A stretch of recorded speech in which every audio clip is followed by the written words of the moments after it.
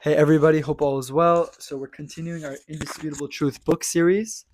We're basically on the third in the third edition. We're on page 66, and we're discussing the topic of how do we know that the Torah is from God? That Judaism is true. That wasn't made up by human beings like other religions were, but the creative universe gave Judaism, and he gave Judaism is true. That the Torah, he gave the Jewish people the Torah, the instruction manual to life. And so we're on the section, so we're giving crazy proofs, from astronomy proofs, biology proofs, prophetic proofs, showing you that there's no way that Judaism could have ever been given by a human being, and only the creator of the universe could have given the Torah, could have written the Torah, and not a human being. So we're on page 66. We're on a new proof called group revelation. It's an unbelievable proof, and I think this is one of the strongest proofs, that show you that that Judaism is from God, and that there's no way it could have been created by human beings. So let's begin. So the unique claim of Judaism. Okay, so group revelation, the unique claim of Judaism. Did God really speak at Mount Sinai? Okay, so let's give a background. What's Mount Sinai? Basically, Mount Sinai is the place where Jews make a claim that God spoke to them in a national revelation. So you have, millions of Jews. The Torah, if you make the calculation, like over 3 million Jews, okay, who, men, women, children, old people. And the idea is that the Jews make a claim. The idea is, drop my mic. The idea is that Jews make the claim that God spoke to millions of people in a mass revelation at this mountain called Mount Sinai.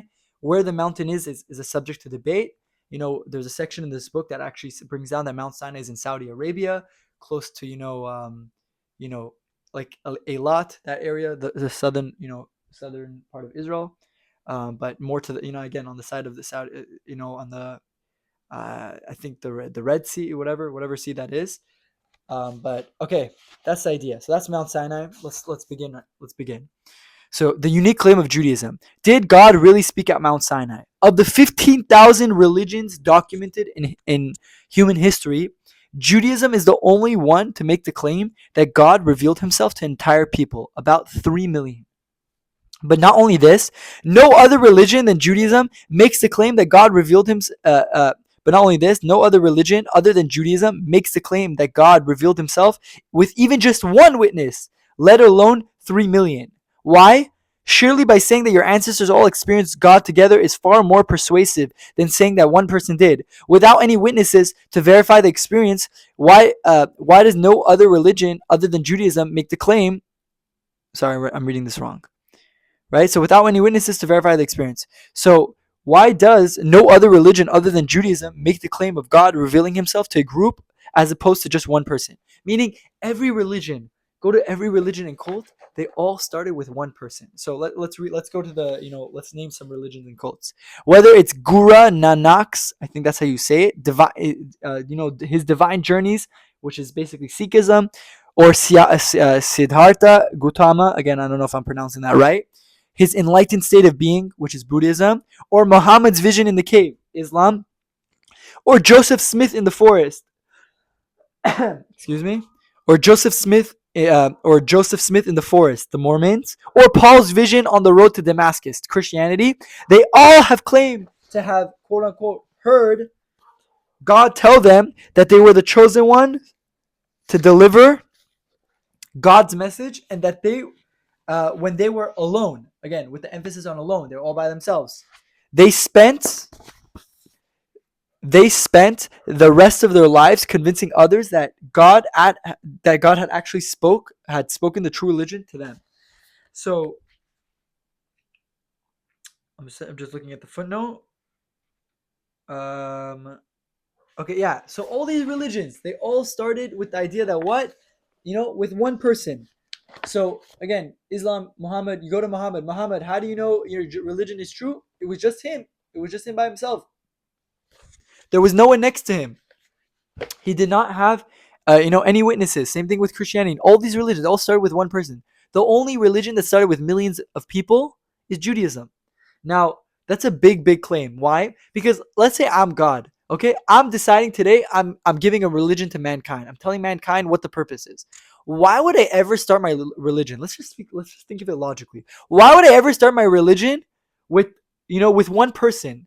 Because you know what people are gonna say? Hey, how do I know this guy's not faking it? Maybe this guy's making it up. But if you start your religion with millions of people, I'm not even saying 10, 20, 30, but millions of people, then you have witnesses to the event. All these people, how can you fake such an event? And the idea is, if there's millions of people there, they're all claiming that they heard something. Well, that's way more reliable and trustworthy than one person claiming they have the truth. Because how can a million people hold on to a lie? What the lie? It's just logic. The more people you have on a lie, the higher chance the lie is going to get out. So how can if Judaism is faking it, how can they convince 3 million people that God spoke to them? And if I was God, I'm not going to start my religion with one person. It doesn't make sense. I'm going to start with multiple people. There's a story actually about a Rebbe. So a Rebbe, we know, is there's different Hasidic dynasties in the Jewish world of who from different areas of Europe. And I'm just this is I think a parable. I don't think this is a true story. I mean, I know it is a parable, and the idea is what? There was a Rebbe, and the Rebbe, he had two sons, and he was the head of this whole dynasty of of Hasidic Jews, and he passed away. Now each brother was trying to claim the leadership of the whole dynasty. So one brother said, "It's the father chose me, and he got his followers." The followers split into two, and another brother said, I have the truth, right? My father he chose me as the leader, the next leader. So there's a split, and the idea was that I think the story goes that there was a third person. The idea goes that they each claim that God, this is how the story goes. I was just forgetting the story. So one of the brothers, there was a fight between the two brothers. Okay, who's going to be the next leader? And one of the brothers said, "Oh, you know what happened? Dad came to me in a dream. The leader, our father, the Hasidic Rebbe, the head of the dynasty, right, who just passed away, our father, and he told me that I'm supposed to be the next leader." So the other brother said to him, "Hey, if Dad is going to come to a dream and say that you're going to be the leader, why the heck would he come to your dream? Why wouldn't he come to both of our dreams, or at least my dream, and tell me that? Why did he come and choose you? Or come to all of our dreams, right?" The idea is, how can I trust you to say that he spoke to you? Maybe you're making it up. Maybe you're faking it. And that same idea is with Judaism. We're the only religion that makes a claim that, it wasn't just one person hearing the story and just telling everybody, hey, this is what happened, right? And when we go back to the introduction of the book, what do we say in the introduction? We said that when God gave the Torah to the Jewish people, it wasn't just Moses. Hey, Moses telling everybody, hey guys, this is what God said, do this and this. No, all the Jews heard God speak to Moses, and in the entire Jewish people, God spoke to everybody, and all the Jews heard God put his stamp of approval on Moses. Okay, and after they all heard the 10 Commandments, right, and whatever, they said to Moses, this is too much. We can't handle God speaking to us. We can't. It's too powerful. It's too much for our souls to handle. The Torah says their neshamas came out of their body, their souls came out of the body and came back into them. It was a very, very hard, hard for them to communicate to God. They weren't on the level, but God still spoke to them because God wanted to show them, hey, like, I'm real. Judaism is true, and hey, Moses is the man.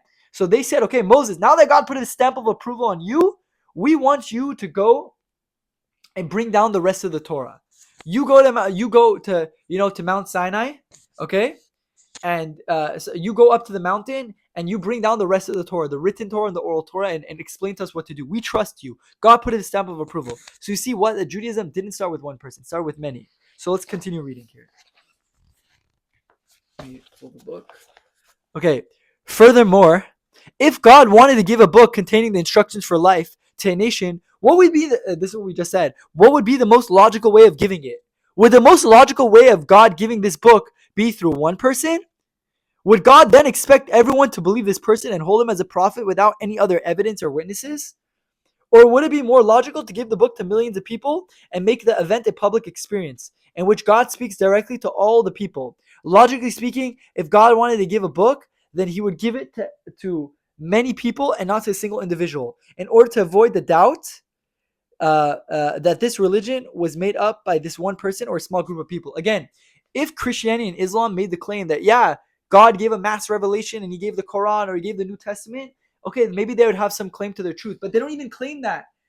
And if they make the claim that God rejected the Jews, right? All these other religions, the breakaway Abrahamic religions, Islam and Christianity. If they made the claim, okay, God forgot about the Jews, and now the Muslims or the Christians are the new chosen people, and there's a new Torah, then why would God only reveal to himself to one? Why would God only reveal himself to one person?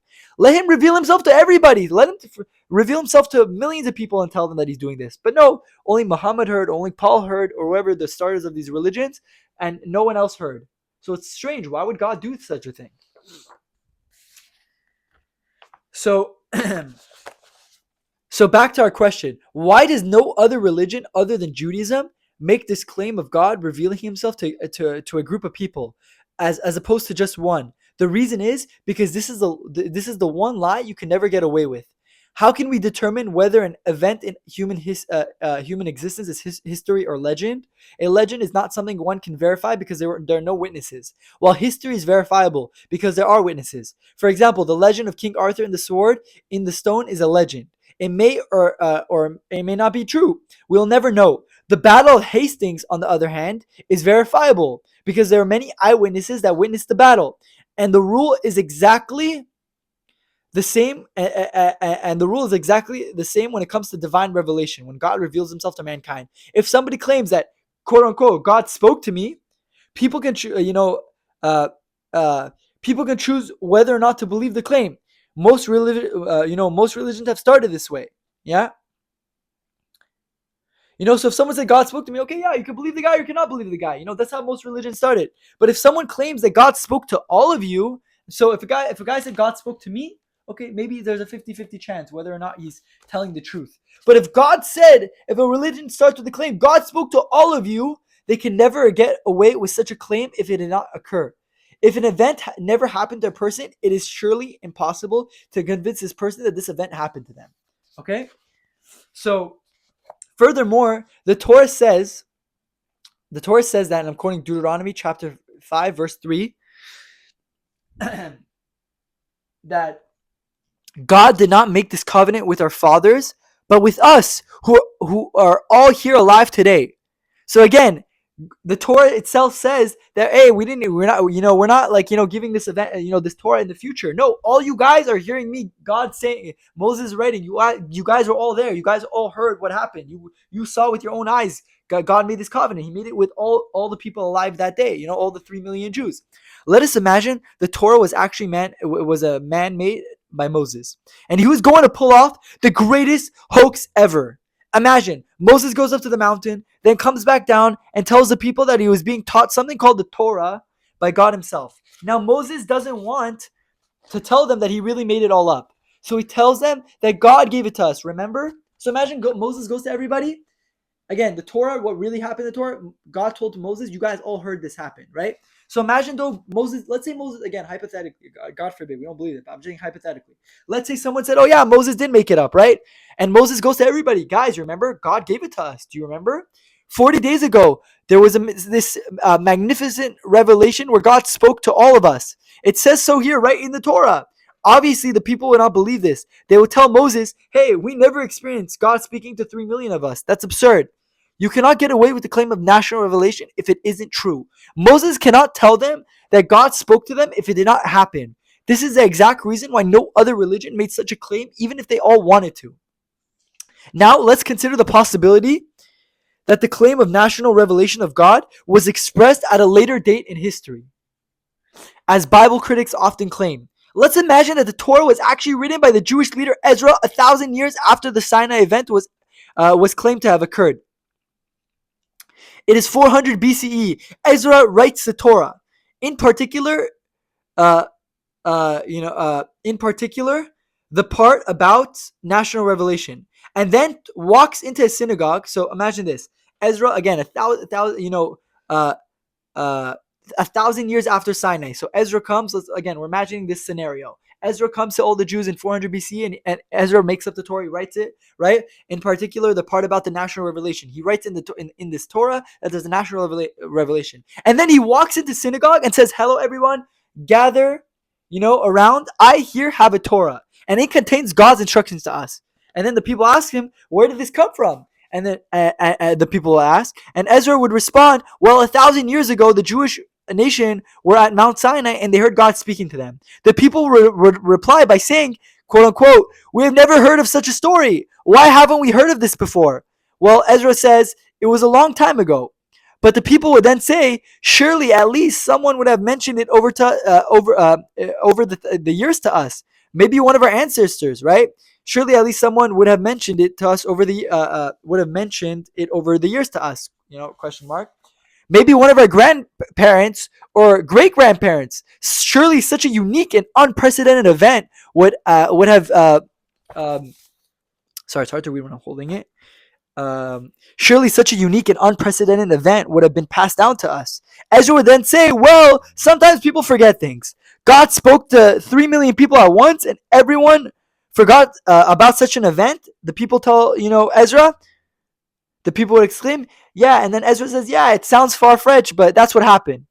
However, there's just one problem with this. The Torah clearly says in Deuteronomy chapter 31, verse 21, this song shall testify for them like a witness, because lo yamushu mipicha, it will never be forgotten by the mouth of their descendants. So Ezra's argument to them is therefore void. Meaning, if Ezra comes to the Jewish people and he says to the Jewish people, guys, instead of saying to them, you guys heard the Torah, because that's ridiculous. I can never go to you and tell you, hey, God gave you a book. You'd be like, bro, I never heard God speak to me. What the heck are you saying? Right? So Ezra's trying to make the claim, okay, you know what? Some guy named, Ezra is making the claim that, oh, God spoke to your ancestors. So you know what people would say? Then how come my ancestors never told me about this? Right? And your book says it will never be forgotten from their mouths. Right? They'll never forget this Torah. So you're claiming that our ancestors forgot about it. They never, and it's such a big event. How can they forget such an event? And not only that, they never told us. And not only that, your book says they will never forget it. So it's such an absurd claim for someone to say, yeah, well, the Torah was given on, someone was faking that it happened in the past, right? No one could, make such a, argument.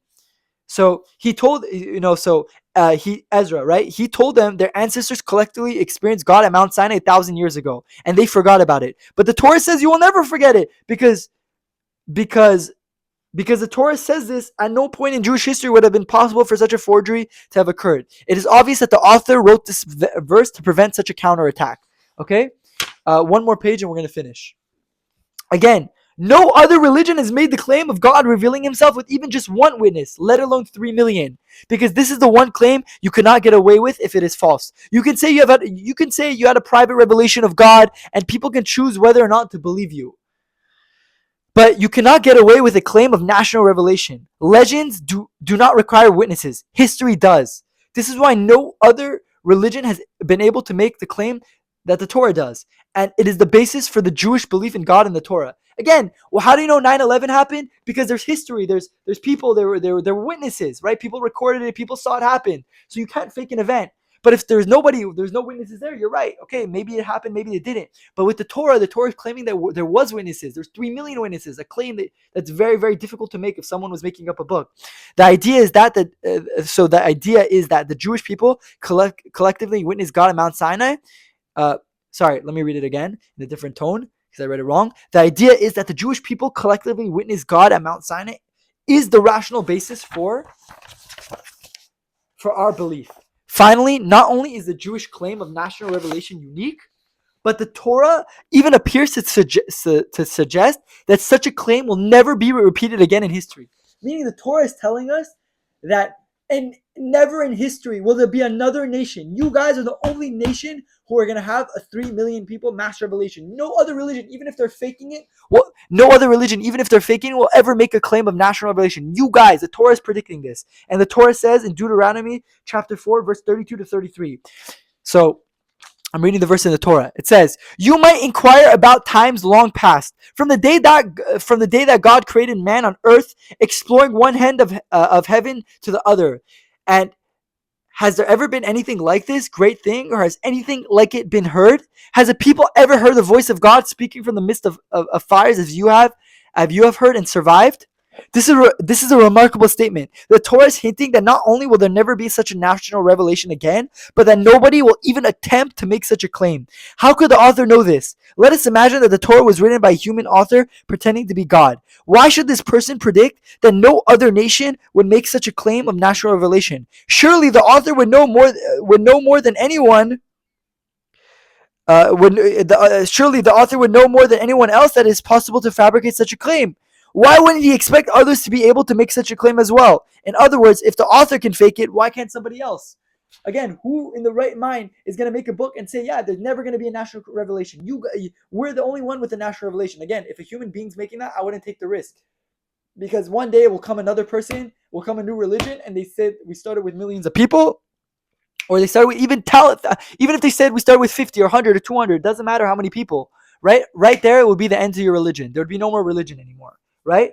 So the idea is, who can make such a claim if not God himself, that there would be no other mass revelation? Again, a proof showing you that God gave the Torah. The only kind of being that can make such a claim would be one that had foreknowledge of all of world history, God.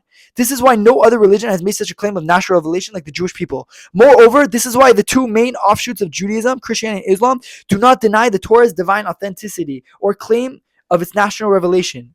Again, even the Muslims and Christians, they started their own religion. Again, if I was them, why would I continue my religion off the Bible, the Old Testament, which is our Torah, the 5 books of Moses, right? Let me start a new religion. Forget about Judaism. Let me start something else. Why should I, base my religion off them? Because it's such a strong claim that even they couldn't deny it. They're starting their new religion. They said, if we don't start it off this claim, our religion is not going to even stand ground. No one's going to follow us, right? So they based them, they made their part truths. They based it off Judaism because, a lie doesn't last without truth. If you have a lie without any truth, it won't last. The word sheker, right? Shin, kuf, reish has 1 foot. Lies don't last. The word emet, truth, aleph has 2 legs, mem has 2 legs, right? Tuf has 2 legs. Emet has 2 legs. It's lasting, right? Aleph is the beginning of the Hebrew alphabet. Mem is in the middle. Tuf is at the end, right? To show it's stable. Sheker, lies, they don't last. That's why sheker, shin, kuf, resh are right next to each other at the end of the thing. Because when you lie, you end up in last place and it doesn't last. Okay? So the idea is what? But if you have a lie that's attached to, that has a little bit of truth, it's still a lie. It will get caught one day. Someone will find out. But it will last much longer because it's attached to truth. That's why Christianity and Islam base their religions off us, because they knew that if they don't make a claim and hunch, kind of like hop on our shoulders, they're never going to get away with their claim, right? Of the religion. No one would ever follow them. That's why Christianity and Islam do not deny the Torah's divine authenticity or claim of its national revelation. They merely claim that their later prophets taught that the laws needed to be updated. Surely it would have made more sense for them to deny that the revelation ever occurred. The answer is that its authenticity cannot be denied. One will notice that many Jewish mitzvot, such as kiddush or prayers, right, are filled with references to Yetziat Mitzrayim, the exodus of Egypt, and the national revelation of God at Mount Sinai. Why? Because it is the basis of Jewish belief and divine authorship of the Torah. The claim of national revelation sets Judaism apart from all other religious claims of revelation. It is logical to think that if God created the world and has a perfect purpose for humanity, he would have revealed his instructions in a historically verifiable manner. It's logical. If God's going to give a religion, he's not going to give it to one person. He's going to give it to in a way where it could, people are not going to come to doubt that it's true or not. This has been the basis for Jewish belief throughout the centuries, as it says in the Torah, Deuteronomy chapter 4, verse 9 through 11. Do not remove this memory from your heart all the days of your life. Teach your children and your children's children about the day that you stood before the Lord your God at Horeb, at Mount Sinai. So we'll finish there with the group revelation proof. Now, if you want more, good, books that go over this way more in depth, because this book, Indisputable Truth didn't really it gave you like kind of like a summary of it, but there's obviously way more depth to it. You should check out the book Reason to Believe by Rabbi David Gottlieb. Reason to Believe, you can find on Amazon. And the book called The Kuzari also goes off this claim.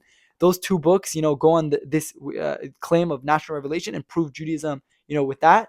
But the idea is, next time we finish group revelation. Next time we'll continue archaeology. We're going to go through archaeological proofs. Okay, we gave, astronomy proofs, biology proofs. We gave all type of proofs, prophetic proofs. Now we're going to go through, archaeology. How do you know, archaeological evidence that the events in the Torah did happen, exodus of Egypt, the story of Noah and the flood and Adam and Eve. So Bezrat Hashem, with the help of God, next time we'll continue that. Thank you so much for listening, and please, subscribe if you're able to the YouTube channel, and share the videos. Do a big mitzvah, share, the indisputable truth to others. And Bezrat Hashem, see you next time.